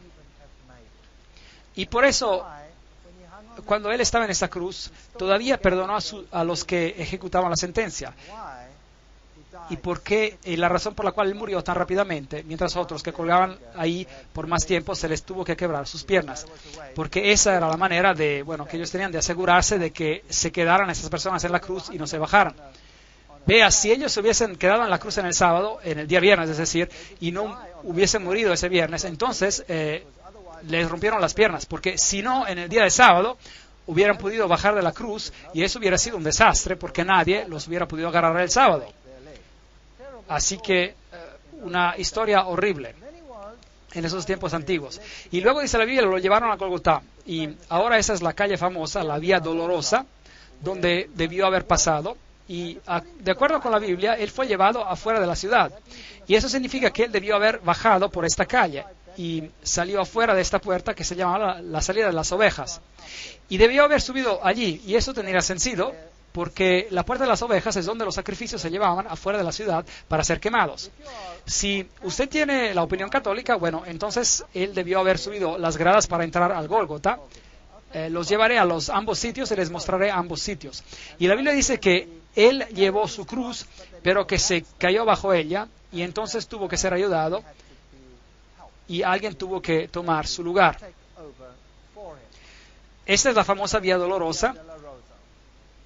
Al subir pasamos por aquí, caminando por el túnel que es conocido como el túnel de Ezequías, donde tuvimos una mala experiencia, donde nos apedrearon. Y aquí es el famoso sepulcro católico, o la iglesia famosa, donde reclaman ser el Golgotá. Ahora, afortunadamente para los católicos romanos, todo encaja en una iglesia. El lugar donde la cruz se encontraba, más el lugar donde está el sepulcro. Todo en una iglesia, muy conveniente para los peregrinos. En el lado de aquí tienen una plaqueta, tienen granadas y pomelos. Las granadas y los pomelos exactamente como lo tenían en los templos de Baal, exactamente lo mismo. Muy interesante las anomalías paganas en este lugar. Cuando entra a esta Gólgota católica tiene varias urnas colgando con las sales santas. Tiene de nuevo la famosa piedra. Aquí está un hombre besando esta piedra. Esta piedra de aquí es donde ellos aparentemente dejaron el cuerpo después de que lo bajaron de la cruz. Y aquí está el famoso sepulcro donde se entra. Esto es donde fue enterrado, o así se supone, y así que ese es un lugar santo.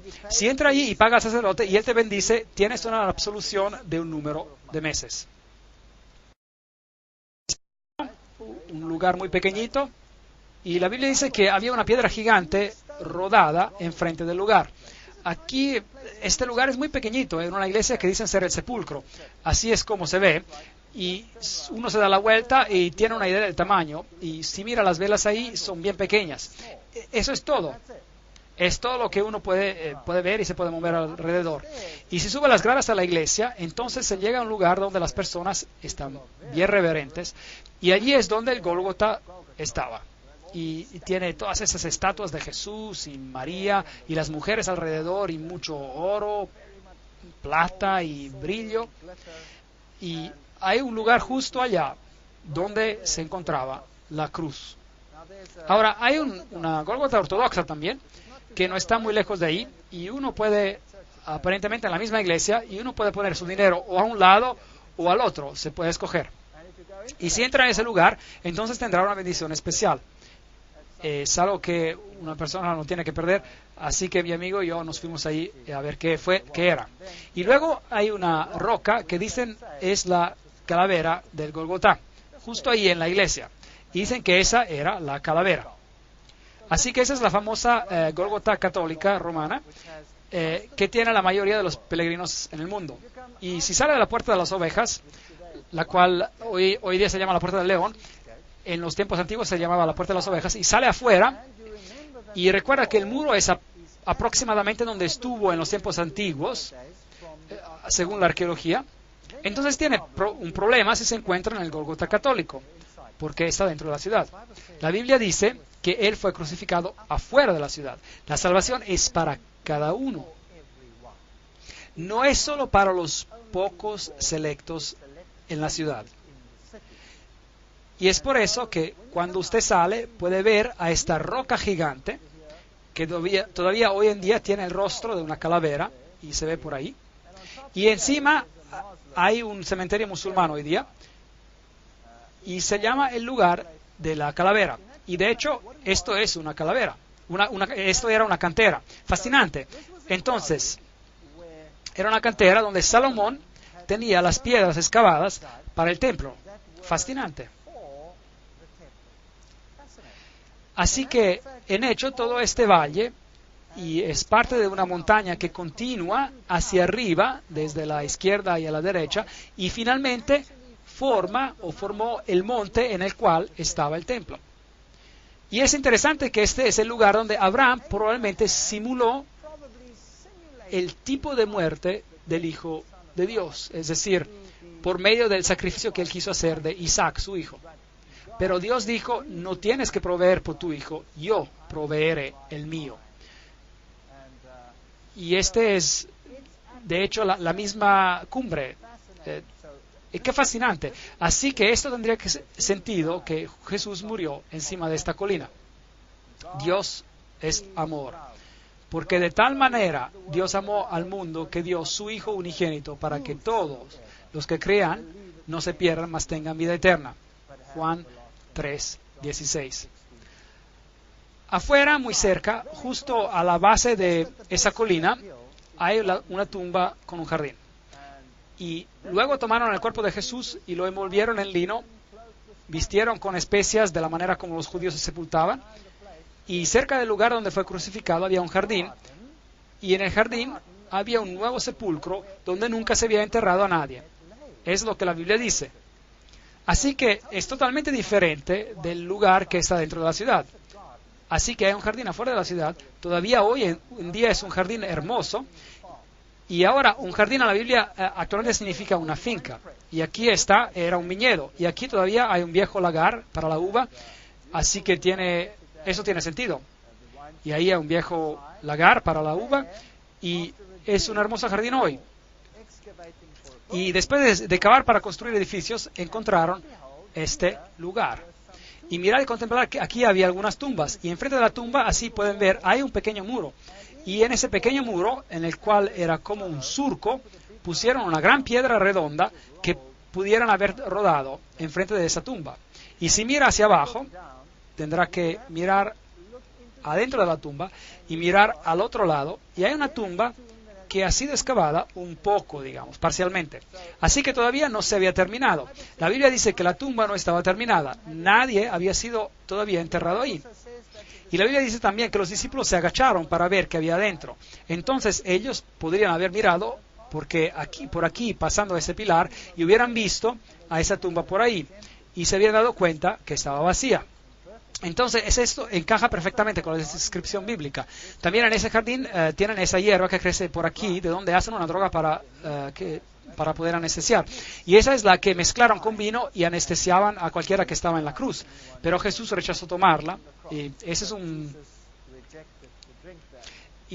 es un pastor metodista que administraba este lugar.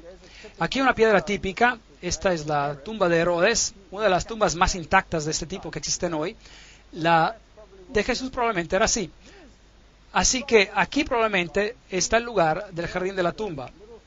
Hay un pequeño surco y en el frente donde hubiera estado una gran piedra redonda que tuvo que haber sido removida. Esto tiene mucho más sentido para mí que el otro Gólgota adentro. Bueno, adentro se ve así. Y por supuesto las personas creen que es un lugar santo, así que vienen aquí para orar y ser reverentes, lo cual está bien, claro, pero aquí dice, Él no está aquí, ha resucitado. Y eso para mí es el punto crucial del problema. Él no está aquí, ha resucitado. A mi Dios, yo no tengo que ir a buscarlo en un lugar santo o entrar en algún hueco. Él ha resucitado. Puedo hablar con Él aquí mismo. Puedo hablar con Él donde quiera que yo esté. Porque Él me puede oír. Porque Él es la resurrección y la vida. El que cree en mí, aunque esté muerto, vivirá. Juan 11:25. Porque por gracia sois salvos, por medio de la fe. Efesios 2, versículo 8. ¿Sabe? Una religión basada en una forma y formalidad es tan vacía, una vez de que uno ha sentido y experimentado Jesucristo. Aquí está el Monte de los Olivos, la capilla de la Ascensión, pequeña capilla, y aparentemente ese es el lugar donde Jesús ascendió al cielo. Esta de aquí es la famosa puerta de oro. Está enladrillada y bloqueada, y del otro lado hay unas gradas que conducen al templo del monte, y hoy en día hay la mezquita de la roca, y aquí se encuentran las tumbas de los más ricos del mundo musulmán. Y ellos creen que cuando Jesús retorne, Él vendrá aquí, y la puerta de oro se abrirá. Bueno, no es Jesús para ellos, es el Imam Mahdi, el Mesías. Para los judíos es el Mesías y para los cristianos es el regreso de Jesús. Y esta puerta se abrirá y, de hecho, el hecho de que se encuentran ahí, pues, porque tenían mucho dinero, comprar esta tumba en particular, ellos resucitarán primero y serán los primeros a entrar en este lugar. Bueno y conveniente, pues. ¿Piensan que funcionará así? Lo dudo. Porque si hubieran estudiado las bienaventuranzas, hubieran conocido lo que es necesario para ver a Jesús. Necesitamos sentir pena por nuestros pecados, tenemos que arrepentirnos, tenemos que lamentar y tenemos que pedir a Jesús que nos cambie, tenemos que volver en armonía con Él y a sus principios, y luego no necesitamos esa puerta, tenemos otra puerta. Es una puerta que tiene perlas en ellas y es una Jerusalén celestial que fue construida por Dios. No sé si habrá muchos,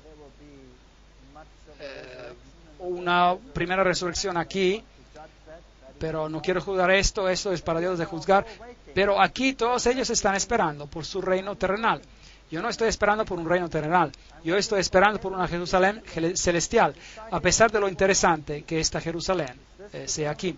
Esta es la mezquita de la roca, este es el lugar donde un templo se construirá. Si estás adentro, nuevamente hay una piedra, es donde Muhammad subió. Pero el paganismo y la verdad están muy lejos el uno del otro. Esa es de Jerusalén de noche, y esta es la famosa casa quemada. Esto es lo que queda de ella. En los años 70 después de Cristo, los romanos vinieron y destruyeron a Jerusalén y la quemaron. Y ese es un símbolo de la destrucción que tendrá este mundo cuando Dios retorne. Podemos ser parte de la casa quemada o podemos ser parte del reino de Dios. Esa es nuestra decisión. Y la única solución para eso es: aquel que tiene el Hijo tiene vida, y aquel que no tiene el Hijo de Dios no tiene vida. Estas cosas he escrito en ti. Creed en el nombre del Hijo de Dios y sabrás que tendrás vida eterna. 1 de Juan 5, 12 a 13. Así que esta es nuestra decisión hoy. Podemos entretenernos con todas las cosas de este mundo y podemos hacer los lugares santos más importantes que Dios, o podemos desarrollar una relación. Pero el precio es el yo. Tendremos que renunciar al yo, a nosotros mismos, y a pedir a Dios que nos dé su carácter. Un carácter que pueda entender, sobrellevar y amar a nuestro prójimo, así como nos amamos a nosotros mismos, y hacer Dios supremo en nuestras vidas, porque sin Él no podemos hacer nada. Amén.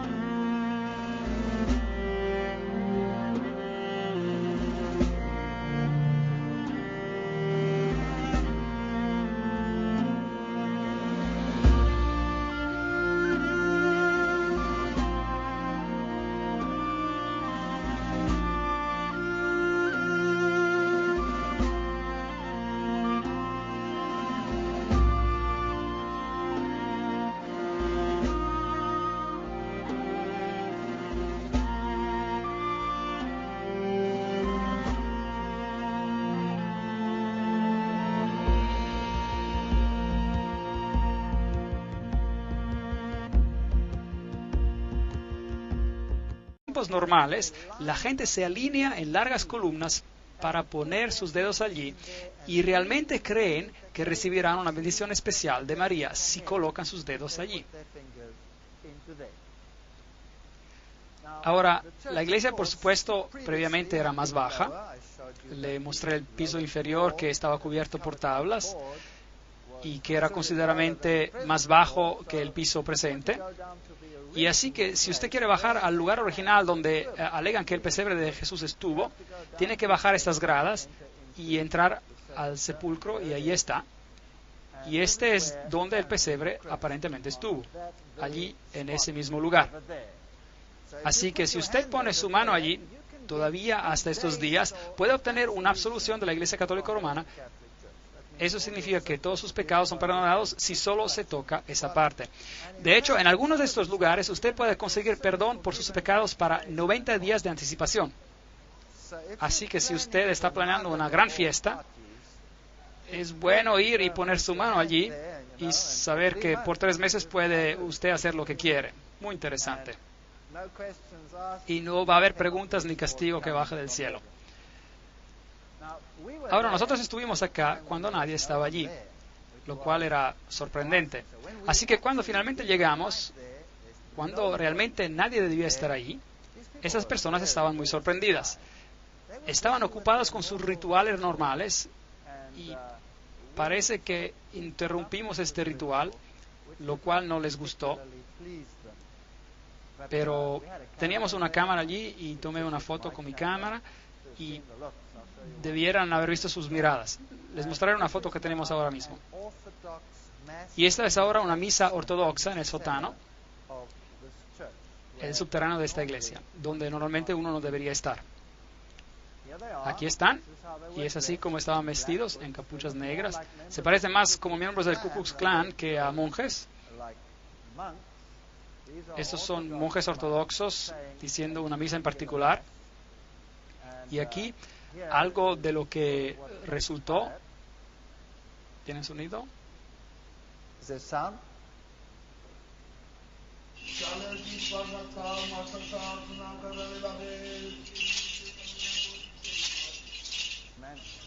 El hombre está muy enfadado con nosotros por haberlo fotografiado.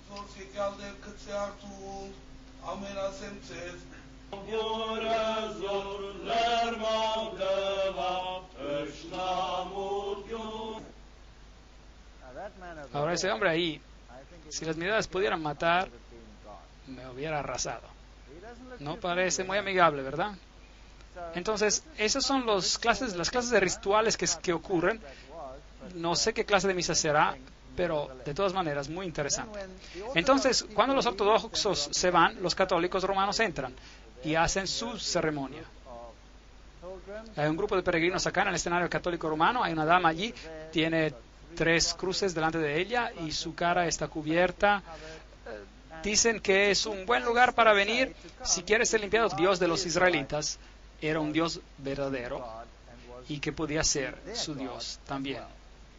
Esta es la ciudad de Belén, donde Jesús nació, y algunos de los lugares hermosos. ¿Quién ha estado allí? Ah, muy bien. Hay hermosos lugares. Allí observar las personas es algo magnífico. Es como ser transportado al pasado en los tiempos de la Edad Media, en cierto sentido. Y este hombre de edad me dejó muy impresionado. Se ven muchas de esas caras arrugadas por allí. Y cuando uno camina por estas calles es realmente fascinante. Estuve allí unas cuantas veces. Es bastante peligroso estar en esas áreas. De hecho, una vez fuimos apedreados, pero logramos sobrevivir. En otras ocasiones fuimos los únicos que podíamos viajar de un lado al otro entre Israel y Líbano. Experiencias fascinantes. Los israelitas vienen a construir una barrera, simplemente la levantan. Y todos los que están de este lado se quedan a este lado, y todos los del otro lado se quedan al otro lado. Ocurre que pusieron la barrera en medio de la propiedad de este hombre, y este era nuestro guía turístico, así que él era el único guía que tenía autorización para estar en ambos lados. Fue una experiencia muy interesante, así que éramos los únicos que podían pasar por ambos lados. Todos los demás tenían que quedarse a un lado. creo que fue providencia divina, yo creo que el Señor nos ayudó. Y era genial, porque podíamos ir a lugares donde nadie podía ir, porque todo estaba bloqueado. Tuvimos el lugar todo para nosotros. He estado en Belén y otros lugares donde uno no se puede ni mover por todos los turistas. Hay cientos de turistas en esas iglesias y uno se queda parado entre los bancos por mucho tiempo. Nosotros tuvimos la iglesia sola para nosotros, completamente vacía, y pudimos ir a todos esos lugares. Fue maravilloso. Y los guías turísticos estaban desesperados por dinero. Así que nos escabullaban en lugares que normalmente no se iría. Eso fue genial. Así que algo bueno puede salir de algo malo. Escenas típicas de los mercados. Esta es una carnicería. Si usted quisiera comprar su carne, aquí se cuelga. Y hay un tremendo zumbido alrededor mientras va a comprar su carne. Así que no creo que sea una buena idea. Este hombre aquí trató de venderme un pollo e insistía para que yo comprara su pollo. Así que seguía insistiendo y estaba vivo el pollo y el Señor no me dejaba ir. Y yo le dije que yo no estaba interesando, pero no me dejaba ir. Así que empezó a regatearme, insistió y no me dejaba, corrió tras de mí. Así que finalmente ya me volvía loco. Entonces le dije, bueno, voy a regatear con él por su pollo. Así que lo negocié menos y menos y menos y menos y menos por el pollo, hasta que él se enojó conmigo. Y eso estaba muy bien. Y entonces ya negocié aún más y finalmente se enojó y me dijo, ya, tenga su pollo gratis. Y yo le dije después que era vegetariano. Se quedó mirándome. Son totalmente diferentes. Donde el pastor guía y el rebaño sigue. Puede ver que esas ovejas están mirando al pastor, lo cual es totalmente diferente de cómo ocurre en otros países. Esta es una escena típica de un pastor en el Medio Oriente, donde tiene al pastor y su pequeño rebaño alrededor de él. Y nuevamente todas las ovejas lo están mirando. ¿No es hermoso? Me gusta. Y este hombre tenía una cara tan rugosa que tuve que tomarle una foto. Aquí tomamos un pequeño video de una escena típica de un pastor y nuevamente el rebaño está atrás y el pastor está delante. Y ellos confían en su pastor, las ovejas. Veamos el video.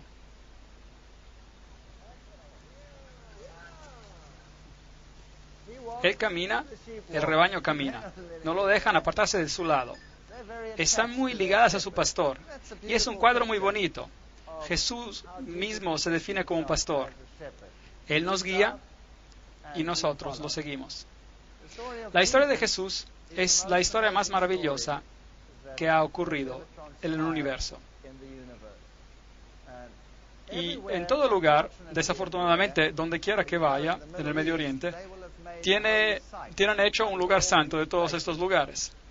Y las personas creen que hay algo de santidad en ir a estos lugares santos.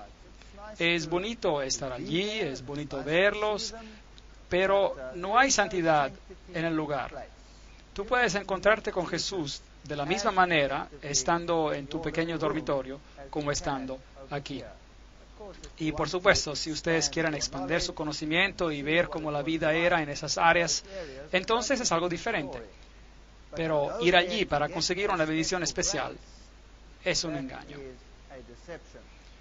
Así que esta es la cueva, aparentemente donde los pastores se encontraban esa noche, y pueden ver que tienen una estrella en el piso y se les anunció el nacimiento de Jesús.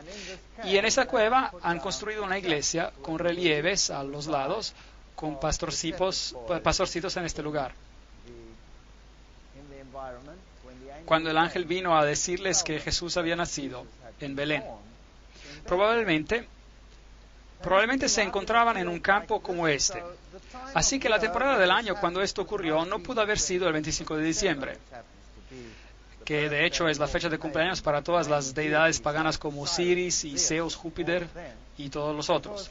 Como los pastores estaban afuera en el campo, eso significa que tuvo que ocurrir en un clima templado y no en medio del invierno, lo cual sería el caso con el 25 de diciembre. Aquí es el campo de Ruth. Es una historia bonita, la historia de Ruth, la moabita. la cual es otra historia en la Biblia que nos dice que Dios no rechaza a naciones, aunque Moab era una nación apóstata.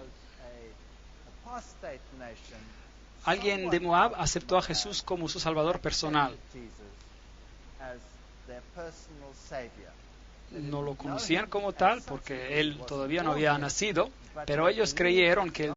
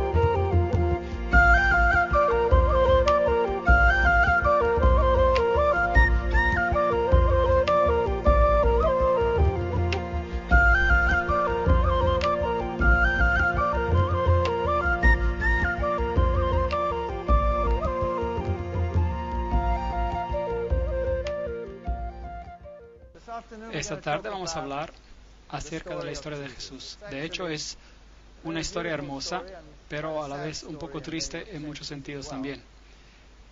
Este es un pequeño mapa donde Jesús vivió la mayor parte de su vida. Él vivió por un tiempo en Egipto, cuando era un pequeño niño, cuando era un bebé, y la mayoría de las historias acerca de Jesús se desenvuelven alrededor de estas áreas aquí, de ciudades como Corazín, Capernaum, Canaán, Betesda, todas estas, Nazaret. Esta es el área donde muchas de sus enseñanzas acontecieron. Y si bajamos por aquí, por supuesto, llegamos a Belén, a Jerusalén y al gran lado de agua salada.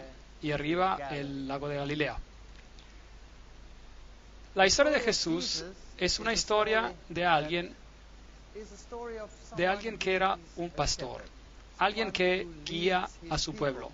Ahora, en mi país, cuando yo observo a un pastor, esto no tiene mucho sentido, porque un pastor en mi país pone a su rebaño delante de él, y tienen perros que conducen al rebaño para hacer pasar el rebaño por una puerta en particular. Y los perros corren y las conducen por un lado y por otro del lado y las empujan a que se junten. Y el rebaño, de hecho, está un poco aterrorizado durante todo este proceso. Y entonces la idea de un pastor guiando a su rebaño es algo relativamente extraño. Pero esta es una ilustración típica de Medio Oriente, donde los pastores, totalmente incrédulos, no podían creer que algo parecido fuera posible. Pero después se rió y nos hicimos buenos amigos. Esta es una típica panadería y debo decirles que no se ve muy caliente, ¿o sí? No. Bueno, de todas maneras, pan es pan. Se cuece en el horno, está probablemente bien. Y las mujeres no estaban permitidas aquí porque no es adecuado para una mujer estar en un lugar así donde se hornea pan. Traten de decirlo a una de nuestras huéspedes que cocinan pan acá. No creo que ella esté de acuerdo. Pero bueno, sin embargo, esa iglesia famosa de la Natividad, donde Jesús nació, así se supone, no sabemos nunca si esos lugares tanto son los lugares verdaderos. Algunos de ellos probablemente son correctos. Y este probablemente podría representar el lugar donde Jesús nació. Y estos, por supuesto, estos lugares fueron escogidos temprano en la historia. Y este en particular por la madre de Constantino. y ella encontró que este era el lugar y, y por eso construyó esta iglesia, la cual era una iglesia bizantina, lo que significa que era ortodoxa. Y por eso hay una tremenda guerra en esta área entre los ortodoxos y los católicos que reclaman esos lugares para ellos mismos. Esta guerra no se resolvió hasta la llegada del movimiento ecuménico, y ahora esta iglesia está compartida por la iglesia ortodoxa y la iglesia católico romana, y alternan sus misas allí. Ahora, cuando usted entra en este lugar, tiene que entrar por una pequeña puerta muy baja y tiene que agacharse, y eso es para mostrar una señal de respeto y humildad, y por eso usted tiene que casi gatear a través de ella. Y como puede ver, la iglesia estaba totalmente vacía cuando estaba allí, nadie presente. Cuando estuve allí anteriormente estaba llenísima. Y el piso no es el piso original. El piso original estaba por debajo y todavía tiene el mosaico original del tiempo de Constantino. Es una iglesia muy antigua y, por supuesto, siendo un lugar santo, está llena de mitologías e historias que probablemente nunca ocurrieron. Pero me parecieron interesantes los rayos de sol que ingresaban a la iglesia cuando yo estuve ahí. Y ahí arriba, contra ese pilar, hay unos agujeros, por aquí los puede ver. ¿Y qué son estos agujeros? Bueno, la leyenda dice que María apareció en la iglesia un día y tomó sus dedos y los hizo en forma de una cruz como esta, y ella fue hacia ese pilar y lo marcó allí. Y allí estaban los agujeros. Allí están. Esos son los dedos de María que hicieron los agujeros. Y si usted pone sus dedos en estos agujeros, usted recibirá, dicen, una bendición especial. Observé estos agujeros y vi que los bordes estaban bastante ciselados, así que creo que el trabajo que hicieron no fue muy bueno. Si realmente fuera divino, entonces los agujeros estarían marcados nítidamente, quemados, me imagino. Entonces esta es la casa de historias que atrae a las personas y se asombrará cómo en tiempos